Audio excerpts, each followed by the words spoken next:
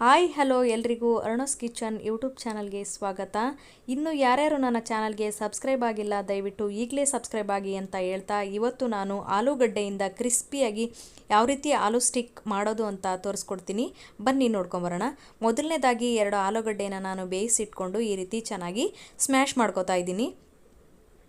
ಈ ರೀತಿ ನೀಟಾಗಿ ಸ್ಮ್ಯಾಶ್ ಆದಮೇಲೆ ಅದಕ್ಕೆ 1 ಸ್ಪೂನ್ ಖಾರದ ಪುಡಿಯನ್ನು ಹಾಕೋತಾ ಇದ್ದೀನಿ. ನಂತರ ಧನಿಯಾ ಪುಡಿ ಹಾಕೋಬೇಕು. ನಂತರ ಗರಂ ಮಸಾಲೆಯನ್ನು ಹಾಕೋಬೇಕು. ನಂತರ ರುಚಿಗೆ ತಕ್ಕಷ್ಟು ಉಪ್ಪನ್ನು ಹಾಕೋಬೇಕು.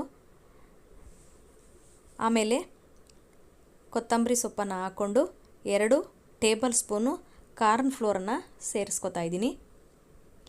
ಕಾರ್ನ್ ಫ್ಲೋರನ್ನು ಸೇರಿಸ್ಕೊಂಡ್ಮೇಲೆ ಅದನ್ನು ನೀಟಾಗಿ ನಾವು ಆಲೂಗಡ್ಡೆ ಜೊತೆ ಎಲ್ಲ ಮಿಕ್ಸ್ ಆಗಂಗೆ ಒಂದು ಹದಕ್ಕೆ ಬರುವಂಗೆ ನಾವು ನೀಟಾಗಿ ಕಲಸ್ಕೋಬೇಕು. ಒಂದು ವೇಳೆ ಕೈಗೇನಾದರೂ ಅದು ಅಂಟ್ಕೋತಾ ಇದ್ದರೆ ಆಲೂಗಡ್ಡೆ ಸ್ವಲ್ಪ ಕೈಯನ್ನು ಒದ್ದೆ ಮಾಡಿಕೊಂಡು ನೀಟಾಗಿ ಒಂದು ಹದಕ್ಕೆ ಬರೋಂಗೆ ನಾವು ಕಲಿಸ್ಕೋಬೇಕು. ಒಂದು ಹದಕ್ಕೆ ಬಂದಮೇಲೆ ಅದು ನೀಟಾಗಿ ಎಲ್ಲ ಉಂಡೆ ಥರ ಆದಮೇಲೆ ಅದನ್ನು ನಾವು ಉದ್ದುದ್ದಕ್ಕೆ ಸ್ಟಿಕ್ ಥರ ನಾವು ಅವನ್ನ ರೆಡಿ ಮಾಡ್ಕೋಬೇಕು.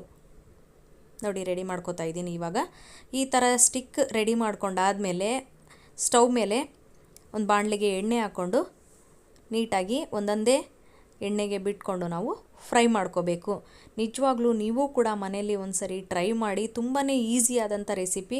ಆಲ್ಮೋಸ್ಟ್ ಎಲ್ಲರ ಮನೆಯಲ್ಲೂ ಈ ಇಂಗ್ರೀಡಿಯೆಂಟ್ಸ್ಗಳು ಇದ್ದೇ ಇರ್ತವೆ. ನೀವು ಕೇವಲ ಒಂದು 10 ಮಿನಿಟ್ಸಲ್ಲಿ ಈ ರೆಸಿಪಿಯನ್ನು ಕ್ವಿಕ್ಕಾಗಿ ಸಂಜೆ ಸ್ನ್ಯಾಕ್ಗೆ ರೆಡಿ ಮಾಡ್ಕೋಬೋದು. ದಯವಿಟ್ಟು ನೀವು ಕೂಡ ಮನೆಯಲ್ಲಿ ಟ್ರೈ ಮಾಡಿ.